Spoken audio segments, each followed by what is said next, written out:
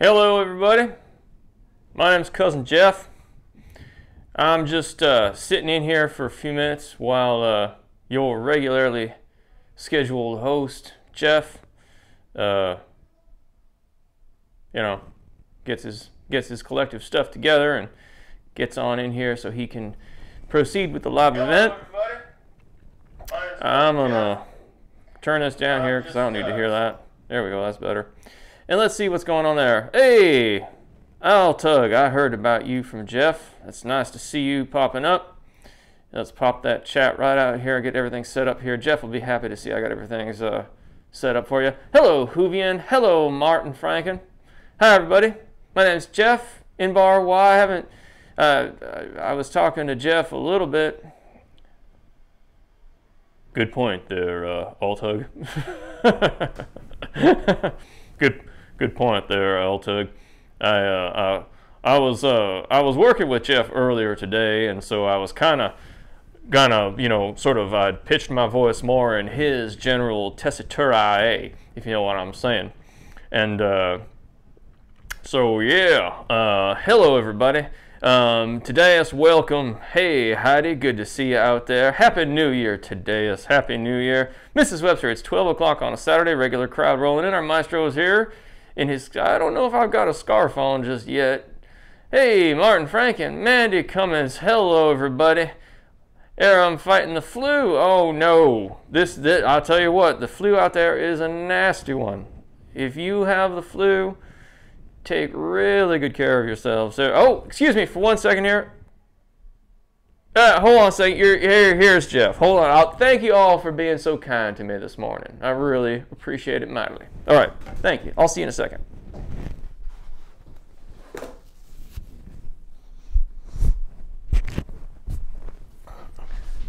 Well, hello. Hello, everyone. Cousin Jeff sheds everywhere. He's constantly shedding. He's like one of those Afghan dogs. It just sheds everywhere. Hello, everybody. Welcome to this week's live event. My name is Jeff, not Cousin Jeff. My hat is off. To Cousin Jeff for getting things started for us this morning. This is your live event. The chat is open, and people are already starting to write in. So please, please, please, please, ask me your questions. Which of course is a Monty Python reference. Yeah, Mandy, I think that humor really helps in the learning process, and so it's fun. I mean, I suppose that part of that is that I had so many like really, really desperately serious teachers throughout my formative years, shall we say. But then again, like many of them had really astute senses of humor, and I'm reminded of my band director in high school, Mr. Leonard Shem, who is a fantastic musician, fantastic director, fantastic instructor, just a really wonderful individual, who also put up with this guy in his high school years, which was no small task. And every year we would do a PDQ Bach performance. And for those of you who are not familiar with PDQ Bach was the 21st child of Johann Sebastian Bach. Well, Bach only had 20 children, and it's this whole farcical thing. I think it was Peter Schickli. It was the composer director that I think it was Schickli who came up with the whole concept of PDQ Bach. And so there's all these different pieces for wind ensemble, like wind ensemble with vacuum cleaner solo and stuff like that. It's really fun, and every year Leonard would dress up as PDQ Bach, and he would like take the podium, and like when he'd get up there, he would dust himself off, and all this like dust would fly everywhere, and it was just fun. And he always had a sense of humor about him, and I think that's important. So yes, Mrs. Webster, so funny creation. I like your cousin. Yeah, Cousin Jeff. He's a good guy. Today is how do I get rid of a shrill sound? Work towards balance. Shrill is an interesting choice of words. Still, Cousin Jeff, he sheds so mightily. The shirt is going to have some work done to it. Interesting about shrill sounding. Usually if you're shrill, my suspicion is that you are bordering on I suspect you are bordering on having more of a vocal fry sound rather than a vocal fold that's meeting very efficiently. So maybe, and I suspect, I wonder too about the volume that you're creating or the subglottic pressure you're creating. Certainly we need subglottic pressure in order to have a balanced sound, but if you're trying to force your voice, that's going to be problematic. You know, stick to a very limited range for starters, back off the volume of the sound, just take it slow a little bit. Take it slow. Work in some short note exercises there to assess the balance and listen carefully to your voice. Maybe record yourself as well. See if that helps. Giuseppe, hello and Happy New Year to you. It's so good to see you back. Mohammed Jafari, hello, Mr. Jeff. How do I know that I'm mixing? That's a very interesting question. It depends a little bit on your background. If in the past you have belted, like if you were belting in the past, then you may notice that it feels rather light, like you're not really, people describe it in a myriad of different ways. So maybe it feels like you're not singing as much, you're not really using your voice. But the contrary to that is notice whether or not it's airy. If it's not airy, then you're maintaining good vocal fold closure or adduction, as I'd prefer to say. And that way,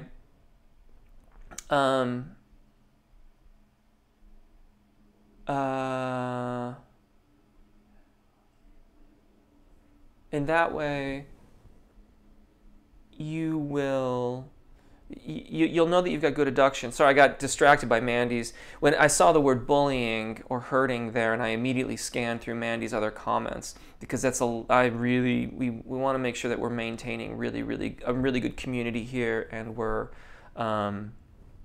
you know, monitoring ourselves really carefully. Mandy, by the way, if you're going to be here for most of the session, I don't know if this is convenient or not for you, Mandy, but if you see anything coming up that is not nice or even questionable, please, if you don't mind, take the liberty of just getting it out of there and deleting the comment. Because JC's Radiant Ray is not going to be here this morning, afternoon, evening, depending on where you are in the great wide world that we live in. So, sorry, Mohammed, getting back to the question. You'll also know that you're mixing. Initially, too, there can be a difference in the way that your voice sounds. So, if I'm in my zona di passaggio, that was a little bit on the narrow side. That's a little bit better. But before I learned how to balance that phonation, then it may have sounded where you can really hear the difference in the vowel as I'm modifying it, as I'm getting into the zona di passaggio. But notice still how there's no air in the sound. It's just a kind of hollow sound.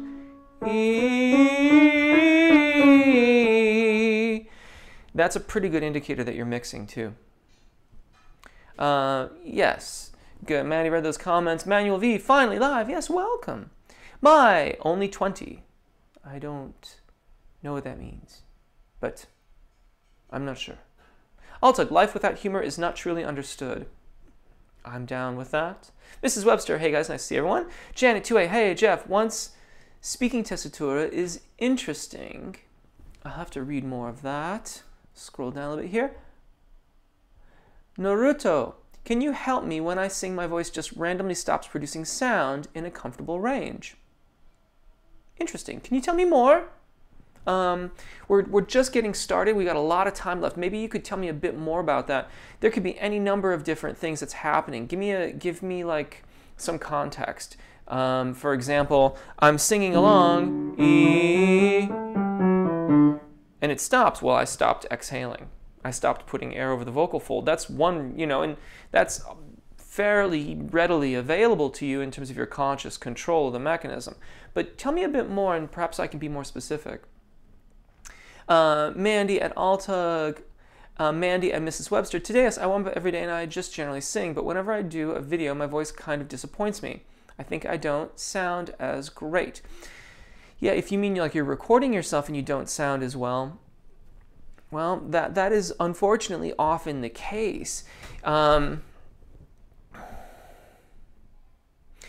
Eventually that can change, but you say you warm up every day and I just generally sing.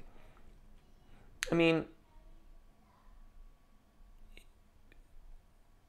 if you're just generally singing without listening carefully to what you're singing, then you could really be doing almost anything. Now, that's not to say that we need to be hyper-vigilant while we're singing. That's what practice is for. We practice with discipline and vigilance so that when we're performing, we don't have to be perhaps quite so vigilant, or perhaps we can be focused on other things, particularly if you're performing with other individuals, or if you're just using a track or something.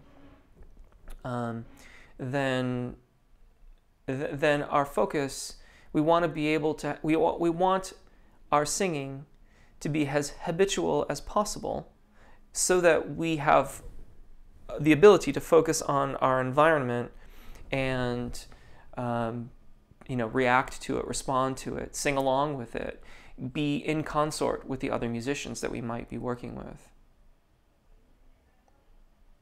Mrs. Webster, at Tadeus? Mandy Cummins, that goes back to something I had asked Jeff a while ago about how we sound in our own heads rather than in recordings or to other people. Yes, oftentimes the internal experience of our voices can be very different. I was actually doing a bit of reading about this. Actually, I did it 2 weeks ago and also this past week as well. Only a little bit because I was actually looking for some other things. But there's the information I was reading was talking about how the sound of our voices internally can actually hit the eustachian tubes before the sound that comes out of our mouths hits the eustachian tube. And of course, all these things get blended together inside our heads. But it creates a very different perception of our voices, particularly as we get into the zona de passaggio, where some of that openness of the throat position and the hollowness of sound can sound really different internally than it does externally.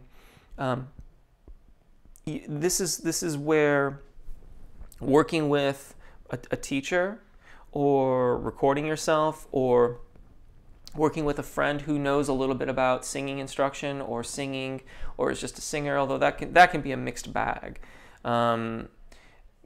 Better to stick with an instructor or recording yourself, that you can get some more objective feedback on your tone production. Manuel V, can I increase my range? If so, by how much? Depends on what you've done thus far, Manuel. If you're already crossing the secondo passaggio, then I would say that you've probably got another major third above that point before you get into another registration event. Even that registration event, you can learn to navigate above, giving you another major third pretty readily, maybe a bit more, depending on how efficient you are in your singing. If you have not yet gone over your secondo passaggio, then you may increase your range by as much as an octave on the upper side of things. If your vowels are not in alignment in your thyroarytenoid dominant singing voice, like your chest voice, right? And so by alignment, I mean is you can sing the 5 cardinal vowels, E, A, A, O, U, and have them sound the same. E, A, O, U. That's alignment. If you don't have alignment like that, then you're almost certainly not singing as high in your thyroarytenoid dominant singing voice as is optimal for your point of transition to your upper register.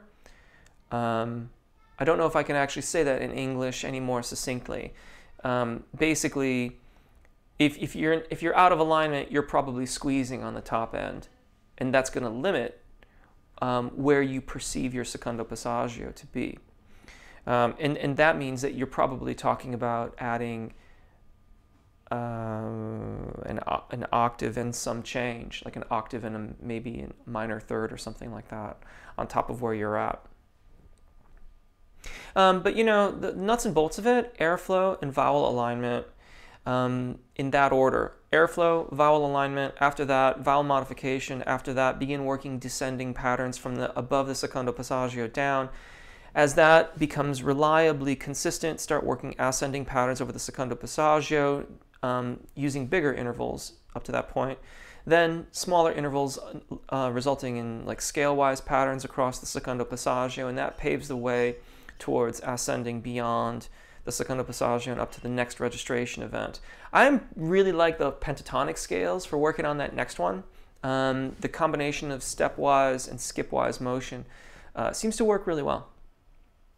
Altug, in my passaggio, an ah vowel needs more effort for me than an e vowel in terms of keeping my chords adducted. Any thoughts? Yes. One, very common. Two, I would assess the rear of your tongue. I suspect your tongue is dropping too much. And I would also assess that in the thyroarytenoid dominant singing voice as well before even trying to get above the secondo passaggio. That's the quick answer. Also, it depends on how, if you are at or above the secondo passaggio with an ah vowel, it's going to lean itself, the modification for that is more of an sound, and that may help you stay better adducted as well without any additional effort. Happy New Year, Mai. Altug, oh yeah, I wrote that. Michael, Happy New Year, and Happy New Year to you as well. Toma, hello. Kiduvel. Gregory, what is your opinion on adding Frye to a note and creating a scream out of it? Think what Axl Rose does when he goes for those very high notes. Just interested to hear what a vocal teacher says. I think that's cool. I think as long as you are using that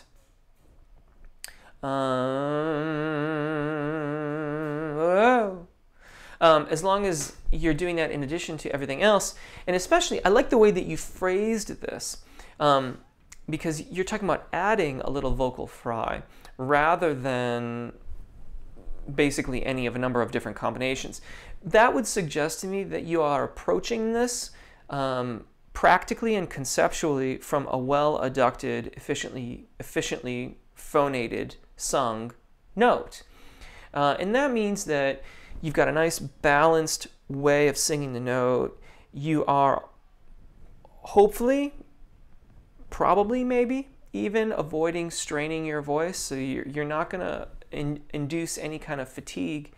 And it should work out really, really well. And that's usually what you're describing, if I have interpreted your comment correctly. The way that you are going about this is in fact the way that, that I approach these things, the way that most people recommend you work on it and explore adding a little bit of vocal fry or so-called distortion to the tone, and is generally accepted to be one of the healthiest ways to go about doing something which isn't really ideal for our voices. You will, you probably won't, by allowing the vocal fold to abduct a little bit like that and having a little bit of that fry creep in, or if it's the ventricular folds or the so-called false vocal folds that are doing the additional vibrations, then you probably are fine, and it probably shouldn't be a problem. Today I said Mrs. Webster. Rob Shred66 says hello, and I say hello back. Mandy Cummins, you know, I've spoken to many singers who seem to think that they must be exerting a hell of a lot of effort in order to have a powerful sounding voice, and that's not true at all. I've recently been singing without having to push, and it's such a pleasant feeling, and I'm still getting comments that my voice sounds powerful. Yes, and thank you for writing that in. Yes, power, resonance, projection, volume, those are byproducts of a well-aligned, well-engaged, or supported, if you prefer, system. And any of those aspects can be emphasized when you approach it from a neutral, well-balanced tone production. Brilliant. Brilliant. Well observed, Mandy. Alto, I can practice sing for about 35-40 minutes in one session because I feel my chords are not coming together in my passaggio after that. Then I stop and try to do another 30-minute session in the evening. That's good. I don't get hoarse, and my teacher says I'm not abusing my voice. It's just that I lose compression in the passaggio. Any thoughts? You know, Altug, I've heard you sing, and you're working with a teacher, which is excellent. And I guess I say all this to say I trust your observation of what's happening, and if you say that your chords are not adducting, then I tend to believe that. Based upon the recordings that I've heard you post, that jives with what I'm hearing from you. You sound to me as if you are lightly adducting the vocal fold. A little bit of the vowel modification on the ah vowel should address that to a certain degree. In doing so, you may notice a greater connection. You may also notice that the tone slightly changes. It becomes perhaps more of that hollow sound that I did earlier. That's your cue to assess subglottic pressure, because the more, that's not stated well. The appropriate amount of subglottic air pressure working in conjunction with a well-adducted vocal fold is going to give you consistent tone across the secondo passaggio. So, you're like it says, your voice doesn't. Oh wait, that's Mandy's thing. Sorry. Yeah. So that's my inclination, is that there's still a slight imbalance that's occurring there. Not a big deal. Assess the subglottic air pressure. Assess vowel modifications.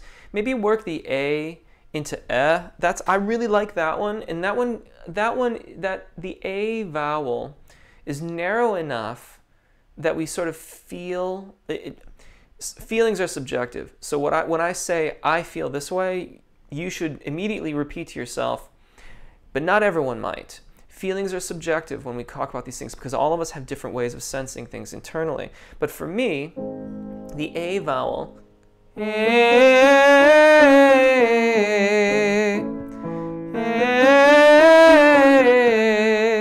it's really easy to feel that vowel adducting for me, and it's also very noticeable how it leans towards to the vowel bet as we get into the zona de passaggio. That vowel in conjunction with O can also, I feel, I use that combination quite frequently to assess vocal fold adduction. So in a vocalist who, like, for example, is skating, like allowing the vocal fold to abduct on an ah vowel, where that abduction occurs, and it just sort of, like, as you say, loses compression. It loses that sense of chord closure. Practicing with O, because in the spoken voice, the O tends to come back a little further, makes it a little bit easier to find how the vocal folds can stay adducted or closed on a wider vowel, and then that translates over to ah quite nicely. Mandy, thank you for moderating. I appreciate that. Mrs. Webster, so within the Star Wars piece I posted, there are a lot of interesting intervals that go over the passaggio. I would like an interval plus agility video to help me manage pieces like that. Just a request. Yeah, Mrs. Webster, could you tag me in that video? Like, I don't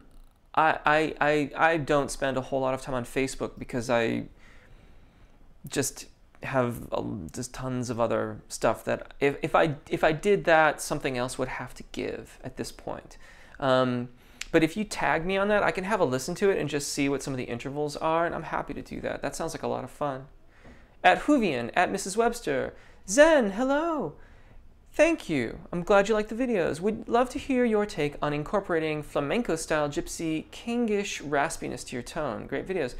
I sort of actually addressed this a few minutes ago. If you didn't see it, then YouTube will publish this live event as a standalone video. I think it was about 10 minutes and like 15 minutes into the thing. You can go back and listen to that.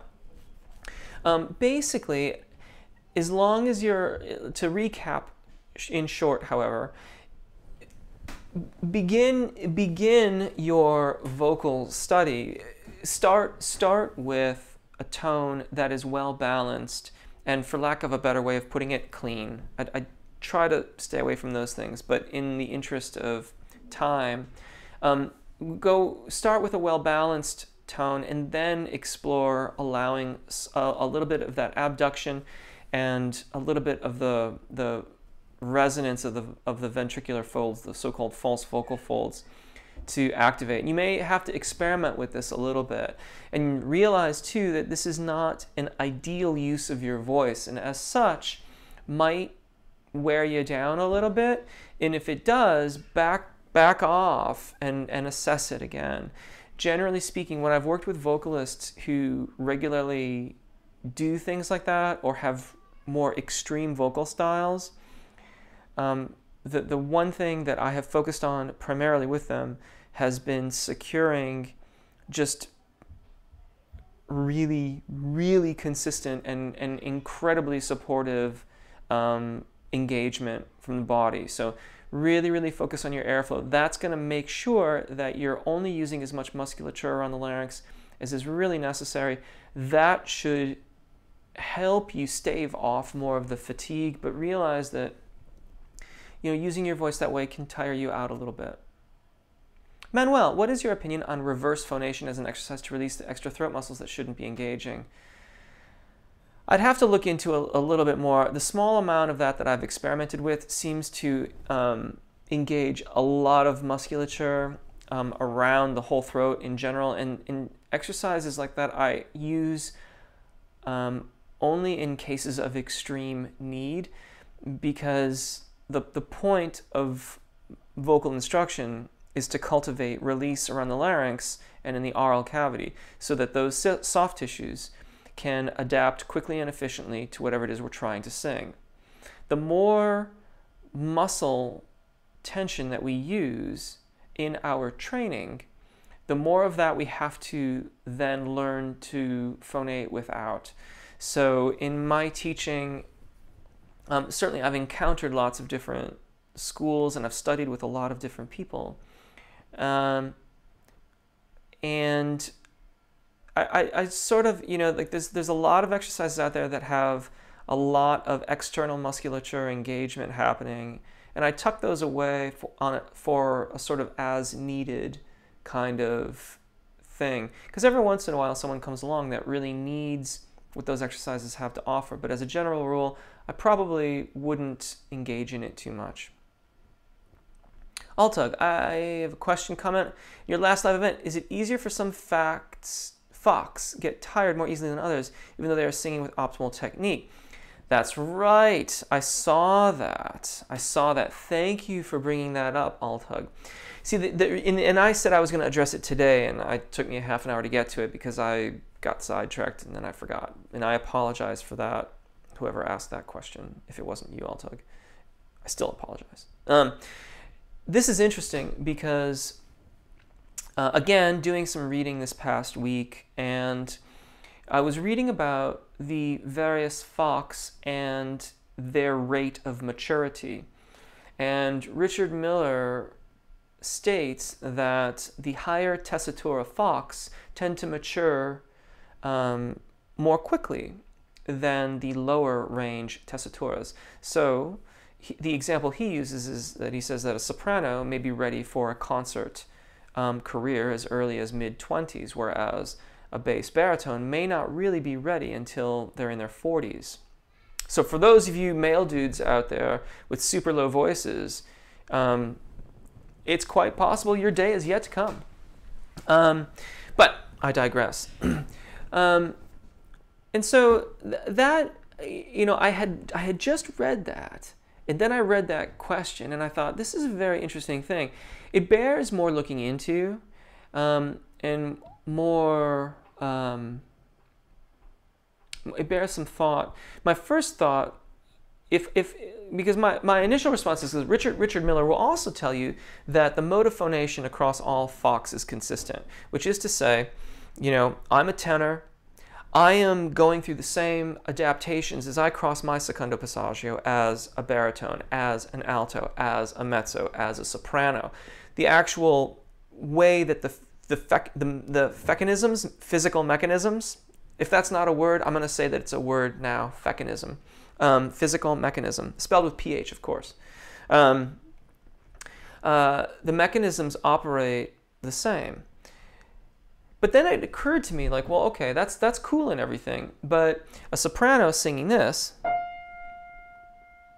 or for that matter, there, the tissues are vibrating, you know, twice as fast as it would be here, 4 times as fast as it would be here, 8 times as fast as it would be there. And so maybe there's something to that. Maybe the actual rate of frequency could have a greater fatiguing effect on the individual. That being said, we're not really consciously controlling the frequency. It's not as if, you know, you're having to squeeze the vocal fold really, really rapidly in order to produce those pitches. It's produced in conjunction with laryngeal engagement and subglottic air pressure, pardon me. So I still need to, I need to think a lot about that a little bit more and maybe do a little bit more explanation, but I wonder if it is perhaps that some Fox do time more easily.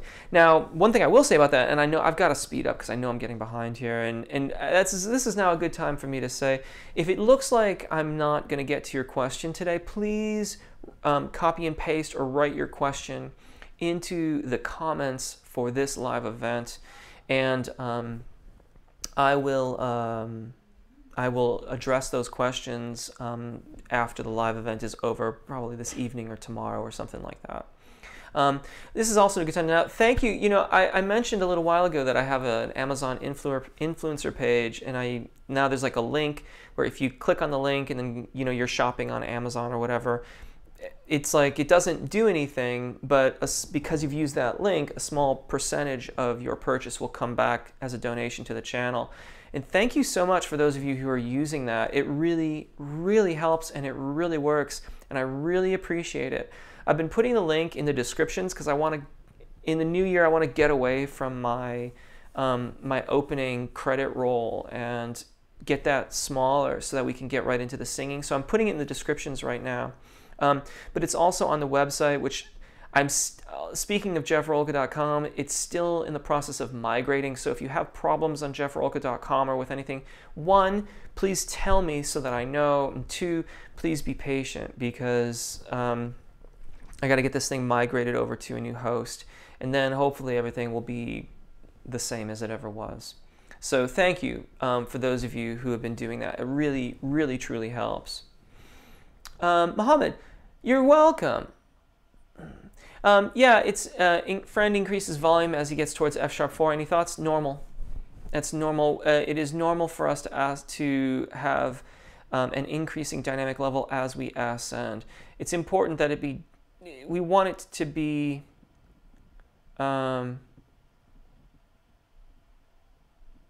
Let's just say it's normal, but if it comes along with any intonation problems, then they're probably belting, which needs to be addressed separately. Rob Shred66, I have to apologize. I made a note to look up vocal tension dysphony, and I did not do that. And I'm sorry. I have to do some reading on that in order to actually comment on it. Hopefully you are in the care of a doctor or ENT who can shed some light on this in the short term. But what I'm going to do is just, and again, I am sorry, I will make another note of that and make sure to address it next week.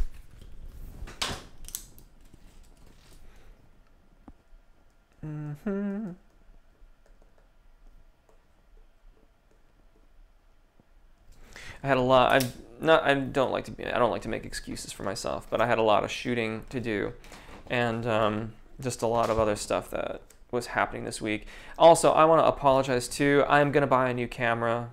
You know, your eyes are not deceiving you. Some of the videos have moments of blurriness. I thought I had it figured out, I didn't.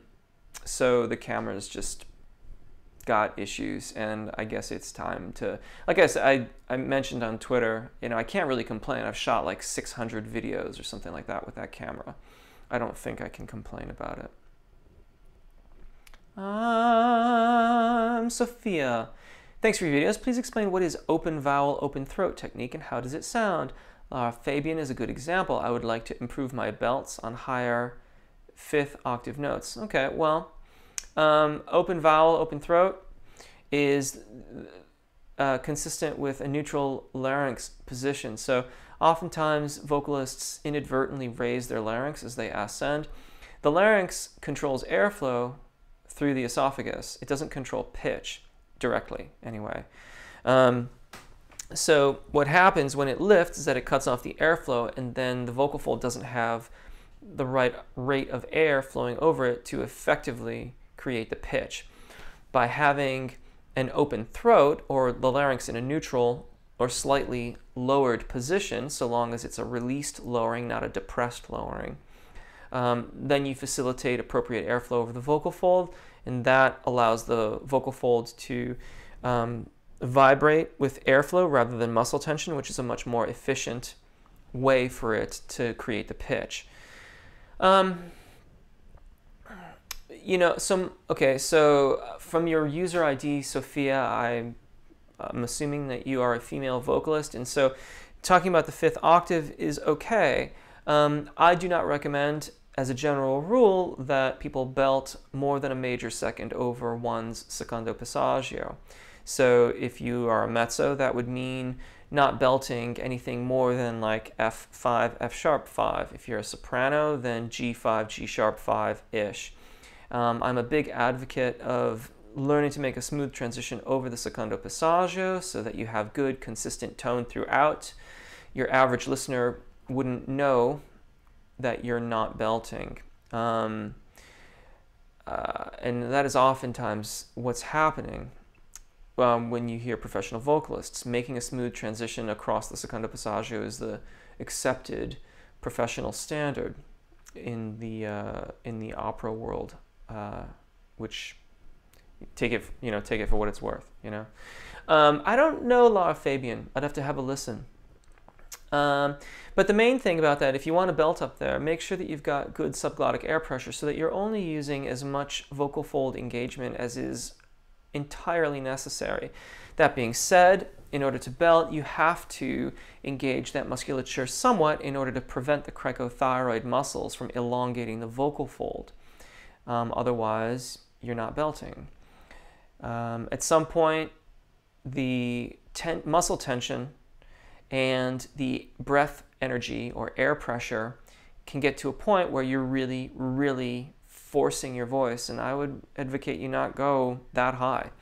Otherwise,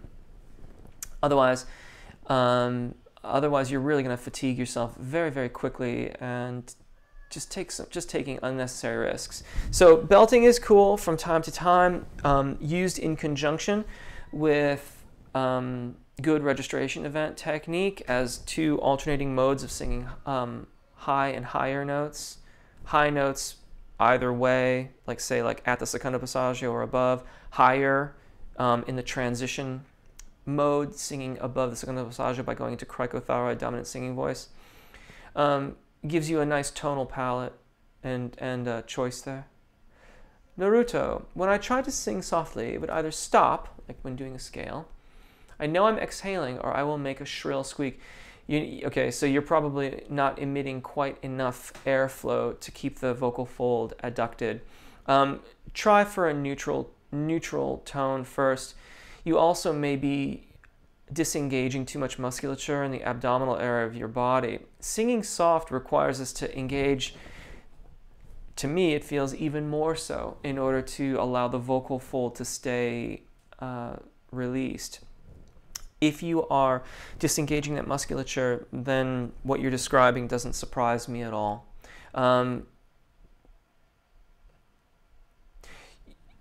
Rather than trying to sing the entire thing soft, try to go for a really balanced but lower volume tonal onset. and allow it to crescendo, particularly on an ascending exercise as you get into the exercise. That, I think, will be a better way for you to learn about what the bare minimum amount of airflow is for the vocal fold to phonate at a given range. But it'll also, the efficiency of those tonal onsets will inform how you are engaging the musculature of your body to support singing. So if you're getting really bad tonal onsets, you're not engaged enough. David Walsh, Happy New Year, and Happy New Year to you too. Easier to do upper range singing with darker voiced tenors than with brighter voices. Have you come across this? What do I think? Interesting.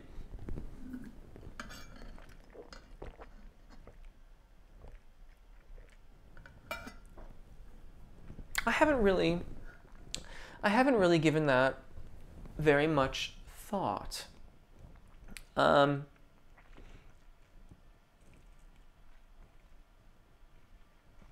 In theory, it shouldn't make a difference. And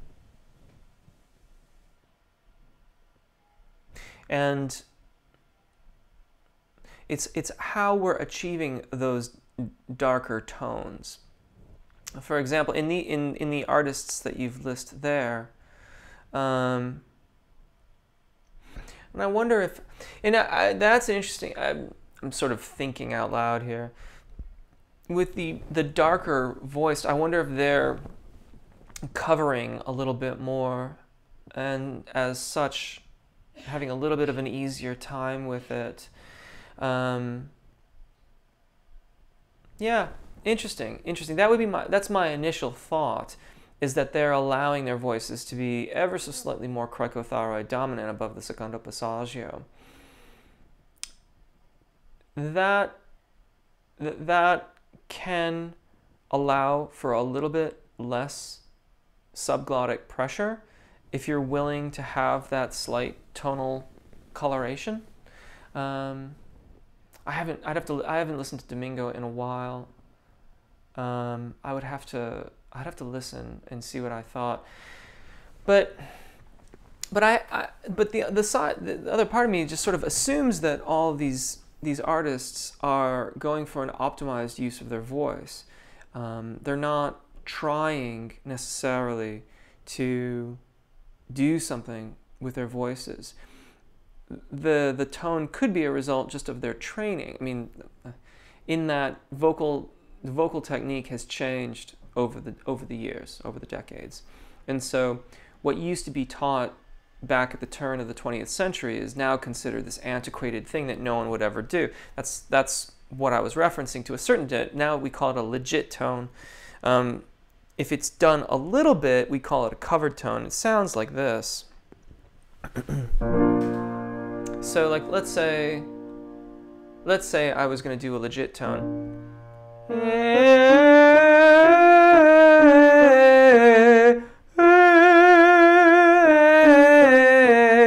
You can really hear that doesn't match my voice down below, right? And now with only a slight amount of that, we get what we would now call a covered tone.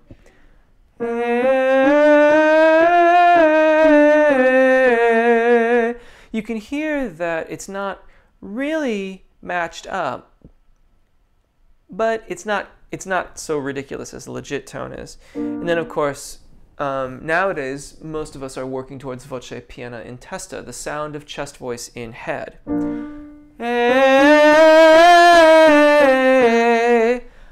In every one of those examples, I'm not quite getting over my secondo passaggio. I'm getting right up to it, but it doesn't change. It's all the same thing. I'm just using my voice in a slightly different way, allowing for more or less degrees of balance between cricothyroid dominance and thyroarytenoid action on the voice. And so that's what I want. Those are my thoughts, basically, David. I don't know if that helps or not. I hope so. Toma, I feel like I have better chord closure without a vibrato while singing straight lines. Can there be any objective reason for this? Yeah, but it's not a very positive reason. Vibrato occurs quite naturally in a voice that is well aligned in terms of its vowels and has good subglottic air pressure. So when the muscular engagement around the larynx is close to being ideal, and the air pressure, subglottic air pressure, below the epiglottis, below the vocal fold, is right, it's ideal for the note that you're singing, then they kind of begin to loosen and shimmy a little bit, and you can feel this wiggle start to occur, and you can encourage it, and then you get a vibrato.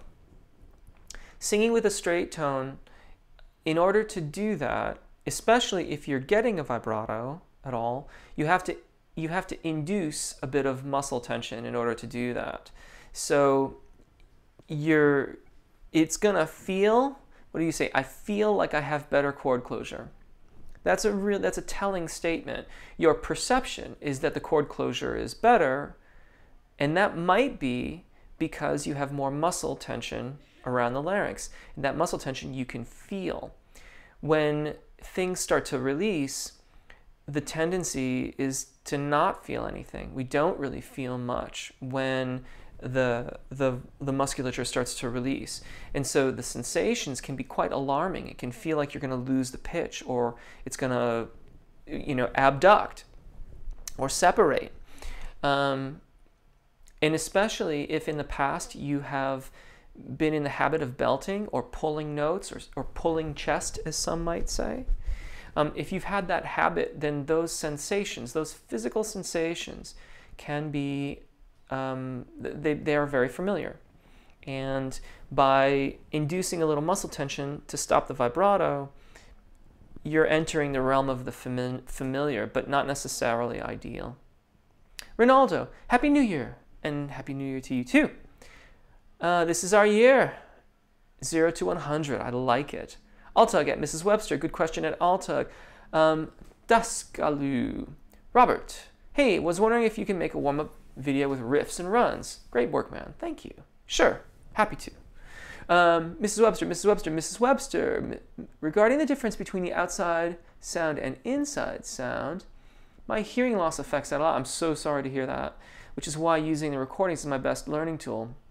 I believe that may be... Yeah, hearing loss is really, really tough. Really tough.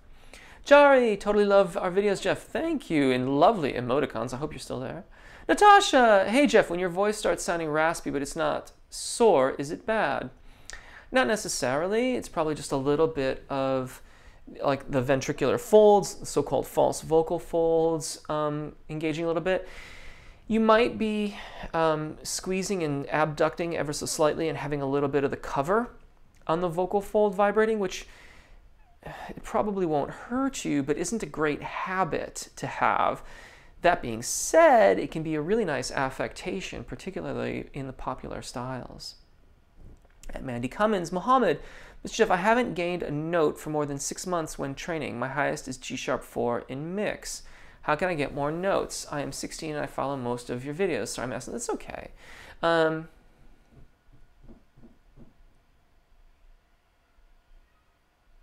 Depends on how you're using the word mix here. If you're following my videos, the mix is at the age of 16. So if you're male, I presume that your voice has already changed. And quite frankly, it hasn't changed that long ago. I would suspect, even if it was 2 to 3 years ago, your voice could still be settling down. G#4 for all but the highest of tenor Fox is actually in the cricothyroid dominant range. That's not the mix. And if you're still trying to mix, that is quite likely limiting your range. My suggestion to you is maybe check out I don't think Lip Trill Madness goes that high. But what you might want to do is check out some of the extended range videos, or maybe do an alto. Maybe do some of the alto range videos, but do them only on the super lip trill. So grab your cheeks and do them that way.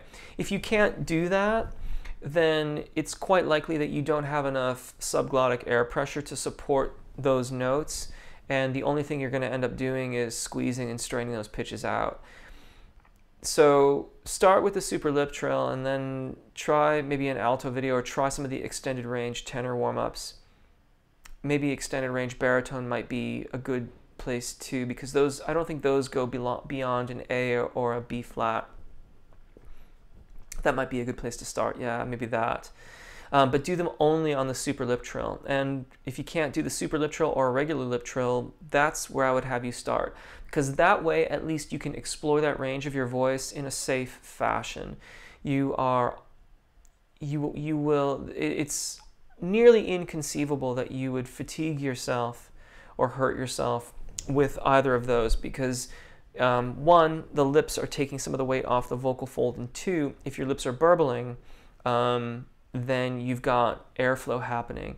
If they don't burble, then you've got to get the lip trill going first. There are other ways, but we'd probably have to be working together to entertain them. That's the best way that I can recommend you try to do this, working purely with the videos and on your own. Natasha, how do you know what type of music you should sing? Well, that's an interesting question. My initial response is ask yourself what music you love, what inspires you, what makes you happy, it makes you want to sing it, and then go and sing that. You know, unless you want to go to university and study music as a vocalist, then whatever you want is going to be right. Now, that doesn't mean you're going to sound like the other artists that sing it. It just means that at least while you're practicing and working on that music, hopefully you're enjoying yourself. If you want to go to university, there are only a few places in the world that teach popular music styles. You'll almost certainly have to sing classical music if you want that education. That being said, there are lots of people like myself that have aspects of that training but apply it to the popular genres. And I think that there are probably more and more people like me moving forward in the future too. As I'm a member of NATS, and they have a conference every 2 years, and a friend and teacher and just an overall killer vocalist, Megan Dibble, went a couple of years back. And there was a conference that she went to, a meeting, and there in the conference the presenter said, you know, 99% of collegiate vocal instruction, university level vocal instruction, is in the classical realm, but 90% of all paid singing positions are in commercial music, popular genres. When are we gonna reconcile these differences? NATS is supposed to be the National Association of Teachers of Singing. We should be the ones putting these two things together, and that's kind of what I'm trying to do. But it's not really happening on a wide basis. At Altug, and Mrs. Webster, Nando, can you please upload more chromatic scales? Sure. Yeah, exercise for the passage videos help me a lot. Yeah, there's a new full range warm-up coming out next week. The beginner video came out this week, a few minutes ago. That's actually really cool, even for just anybody who wants to do some long tones and perfect fifths. At Altug, that's usually how I sing distortion, but no longer than 2 minutes. It feels so natural and light. It's really a unique feeling. Cool. Naruto, how can I stop squeaking? Happens a lot when I sing, when doing comfortable scale, when I try expanding my voice. Squeaking. Interesting. I wonder what's happening. My assumption is that the vocal fold is separating, that you're getting a kind of like a little whistle, like a sort of thing there. And if the voice is coming apart, first and foremost, just get into a comfortable range of your voice. You're doing a comfortable scale.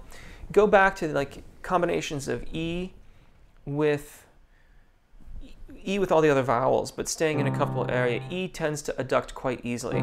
E, A, E, A, E, U. Pardon me. E, O.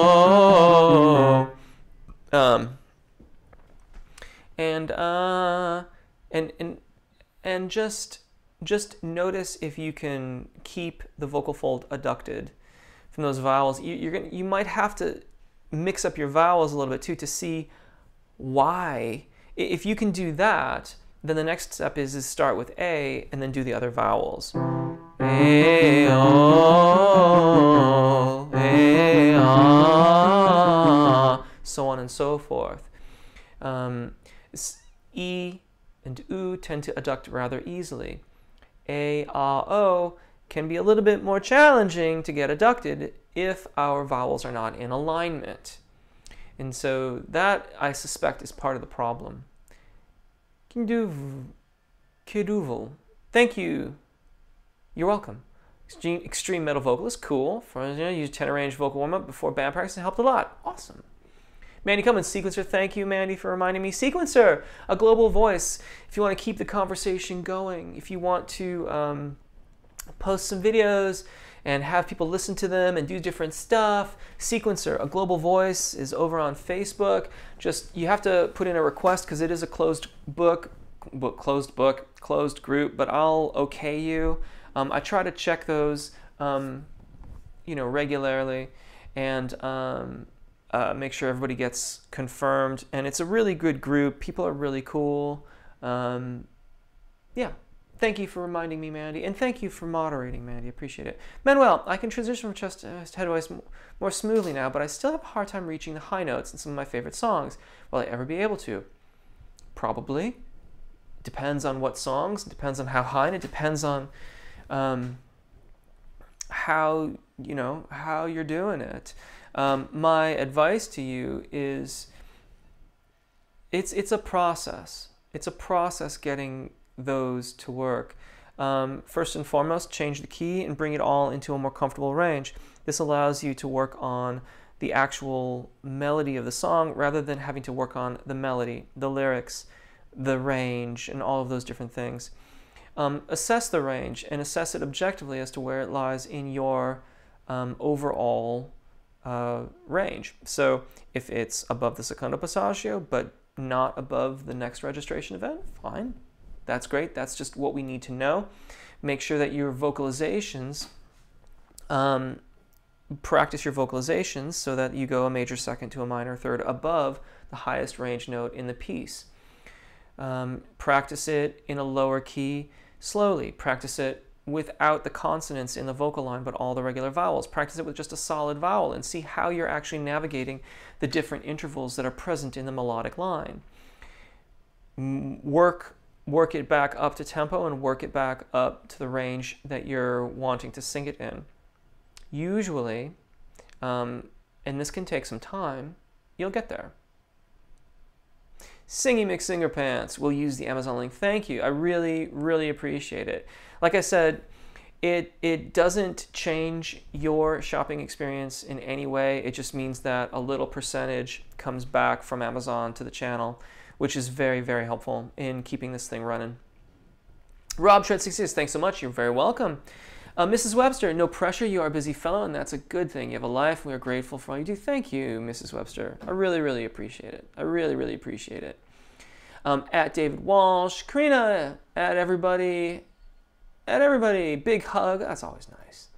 Mrs. Webster, Jeff, do you have videos on vibrato? There's a couple out there on vibrato. I could probably do more. The thing about vibrato is that in one sense, vibrato will start to occur as we cultivate greater release of the vocal mechanism. So in a sort of meta sense, all the videos that are on airflow and diaphragmatic singing and vowel alignment all are working towards having a vibrato. So I kind of cringe inwardly when I think about doing a video specifically about vibrato because it's sort of putting the cart before the horse. If we're only focused on that, we're missing the point. Cultivating the appropriate amount of subglottic air pressure, cultivating good vowel formation and good vocal fold mechanism release, that paves the way for us to a vibrato. At Naruto, William McKee, I have a super flat voice. I've been using your improve your vocal tone and voice warmer, but I don't sound any different. I still have the flattest voice around. Any suggestions? I suspect you're squeezing too hard. You're using too much thyroarytenoid dominance. Try singing those videos with the smallest lowest volume sound you can while still sounding like you, not, you know, we don't want to go into extremes here. So if you're here, we, that's pretty normal. That's whispering. That's not what I've got. Cousin Jeff's hair is still haunting me. That's part of what I would do. Now, I'm assuming that you're meaning flat in terms of tone quality. If you're meaning pitch, that's possibly thyroarytenoid dominance as well, like you're still squeezing too much, so you're going flat in pitch. Could also be that just overall oral skills could use some practice. So check out the solfege videos. Kurth, Jeff, I find that I sing the majority of a song in the mixed voice range. My tone is much better. Is this a good recipe for finding your key? This whole the whole notion of finding one's key, I think, is really confusing because, of course, it depends on the melody, and how you're writing the song, and for that matter, what your intention is behind the melody of the song. I don't think any specific voice has a right or wrong key. If you want to have a song that's a ballad that ends mellow and ends on a tonic, well, there's like a specific range of notes that I want that to occur on, and so I'm going to choose a key that lets me do that. If I want to end on a really high note or something like that, but not too high, and I want it to be the tonic, well, then there's a specific number of keys that I'm going to choose for that. Key is entirely dependent on the melody, and the melody hopefully reflects the intentions of the writer, the songwriter, and is an expressive tool for conveying the lyric of the song. So it's just so subjective, and maybe subjective is not the right term. A lot of that is subjective. Like what's a mellow tone to end a ballad on? That's subjective because people will perceive that differently. But it's also different from vocalist to vocalist to vocalist. So if you're talking about a specific song, that's a different matter. That you can look at the melody, you can look at the key, you can look at your voice and say, oh, okay, well, this will work for me, and this is what's going to do the job. This is right. But certainly knowing where your zona de passaggio is very, very important in this whole process. Everybody, I'm afraid I'm gonna have to go, and I know that I've gotten not terribly far behind. There's a lot of other questions here. So you pop those into the comments and I can answer them, or come back next week and we'll get started and I can address those questions. Thank you so very much, everybody, for joining me today. I really appreciate it. It's always so much fun to be able to answer questions and chat with you all. Take really good care of your voices. Enjoy singing. Hopefully we'll see you again here or on Twitter or just in the comments of the channel, or who knows. Take care. Bye.